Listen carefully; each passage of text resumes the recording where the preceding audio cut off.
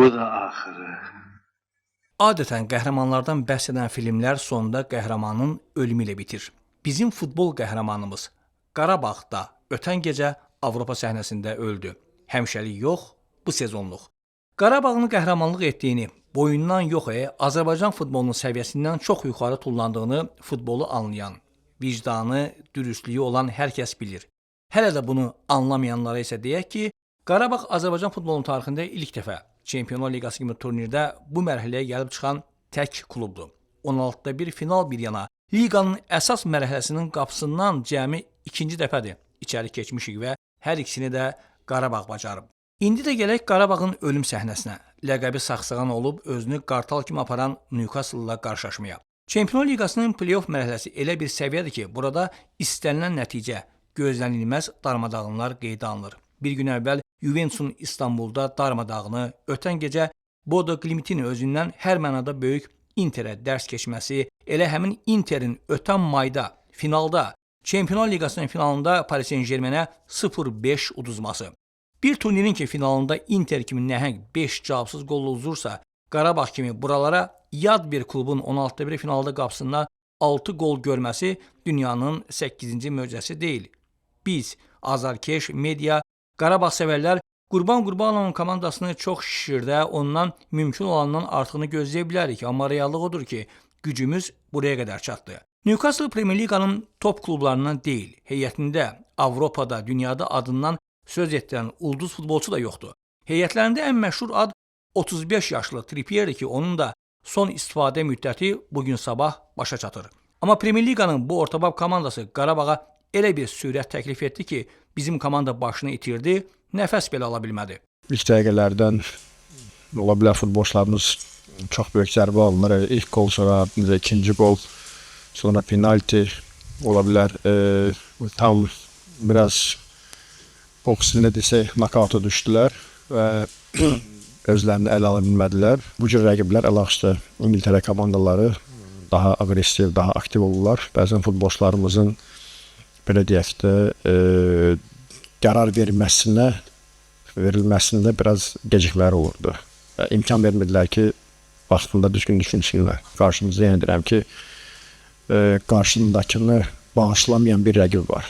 Hansı ki, yəni İngiltərədə ümumiyyətcə bunlar seçilirlər bu oyunlarda. Onlar daha çox qol vurmaq istəyirlər, daha bol qollu oyunlar keçirmək istəyirlər və biz elə onların liqasında görürük. 3, 4, 5, 6 onlarda hər oyunda, hər turda demək olar ki, biz bunu görürük. Qarabağın məşqçilər korpusundan fərqli olaraq Newcastle rəqibini çox gözəl təhlil etmişdi. Oyuna əla hazırlaşmışdı. Qarabağın Benfica, Eintracht, Chelsea ilə oyunları bu İngiltərədən gələn saxsağanlar, yəni Newcastle üçün ibrət dərsi olmuşdu. Ona görə oyun başlayan kimi aramsız hücumlar, nəfəs kəsici təzyiq, göz açmağa imkan verməyən pressing. Nəticədə artıq 8-ci dəqiqədə ingilislər 2 top öndə idi. İlk 16 dəqiqədə qapımıza 8 zərbə vurulmuşdu ki, onun 5-i çərçivəyə getmişdi, onların da ikisi qol olmuşdu. Azərbaycan çempionatında demək olar ki, bir ayaqla oynayan Qarabağlı futbolçular üçün Newcastle-ın belə amansız təzyiqinə dözmək fiziki olaraq işgəncə idi. Bəhlul Mustafazadənin əzəlləri artıq 22-ci dəqiqədə bəsdir deyib dayandı və əsas müdafiəçilərimizdən biri əvəzləndi. Yeri gəlmişkən Bəhlul məhz bu oyunda olmaq üçün Çin klubundan aldığı karyerasının ən bahalı müqavilə təklifinə yox demişdi. Bunu hər futbolçu etməzdi. Təəssüf ki, Çempionlar Liqasında bir mərhələ belə artıq oynamağı Çinlilərin pulundan üstün tutan Mustafazadənin nəsibi Zədə komandasının da ağır məğlubiyyət oldu. Bəhlulun əvəzinə meydana daxil olan Dani Boltsa heç bir işə yaramadı. Əksinə hələ rəqibə bir gol da hədiyyə etdi. Anthony Gordon, Nick Woltemade tandemi Qarabağın müdafiə xəttini pərən-pərən salmışdı. Müdafiəçilərin önündə oynayan, hücumları qarşılamalı olan Yankovic ilə Bikalyo sanki meydanda yox idi. Mövqeləri dayaq yarım müdafiəçiləri olsa da, yarım müdafiə də dayaqsız, köməksiz qalmışdı. Rəqib asanlıqla mərkəzdən düz qapımıza doğru gəlirdi. Qarabağ sürətdə və hava toplarında aşkar şəkildə ingilislərə uçurdu. Newcastle öz qapısının ağzından 3-4 ötürməyə bizim cərimə meydanına çatırdı. Səviyyə fərqi inanılmaz dərəcədə böyük idi. Fakt ki, Qarabağın ənənəvi taktiki sxemi rəqib qarşısında tarmar olmuşdu. Ona görə ilk hissədə Gordon poker etdi. Newcastle hesabı 5-0-a çatdırıb 45 dəqiqə ərzində nəinki bu oyunun, Newcastle-dakı cavab görüşünün də taleyini həll etdi. Artıq oyun əldən getmişdi. Meydanda nə Zubir görünürdü, nə də Duran. Ona görə fasilədə Qurbanov hücumu gücləndirməyə deyil, müdafiəni möhkəmlədib daha dəhşətli hesabdan qorunmağı üstün tutdu. Bu mövsüm Avrokuboklarda bir dəfə belə meydana çıxmayan Bədavi Hüseynov oyuna qoşuldu. 34 yaşlı, oyun praktikası az Bədavidən aqressiv ingilislər qarşısında çox şey gözləmək olmazdı. Yalnız təcrübəsi və döyüşkən xarakteri panika içində olan komanda yoldaşlarına az-çox ürəkdirək verə bilərdi. Düzdür, 6-cı qol Bədaviyə toxunub qapıdan keçdi, amma onun yerinə başqa biri də ola bilərdi. Təsadüfən belə alındı. Xoşbəxtlikdən Newcastle-da ikinci hissədə biraz insafa gəldi, tempi saldı, əsas fiqurlarını əvəzlədi. Qurbanovun da taktiyi dəyişikliyi təsirini göstərdi və 6-1 ilə qurtardıq. Bəli, bizim üçün böyük riskdir belə böyük klublara qarşı oynamaq. Hansı ki, bu hesabların biz göz önünə almalıyıq, amma yəni böyümək üçün, amma qarşıda futbolumuzun inkişafı üçün yəni biz bu risklərə getməliyik. Hansı ki, özümüzü belə deyək də, bu böyük məğlubiyyətlərə özümüzü belə qurban verməyə biz hazır olmalıyıq.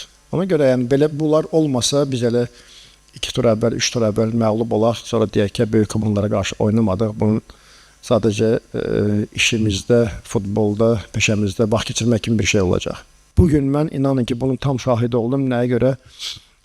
Əvvəllər bəlkə bizim 3-0-dan sonra, 4-0-dan sonra azarkeşlərimiz görsən stadionu tərk edirdilər. Amma bugün bəlkə də axır bir 5-6 dəqiqədə başladılar biraz seyrəlməyə. Və bugün onlar da mənə gəlir ki, tam qəbul ediblər ki, bu səviyyə biraz başqa səviyyədir.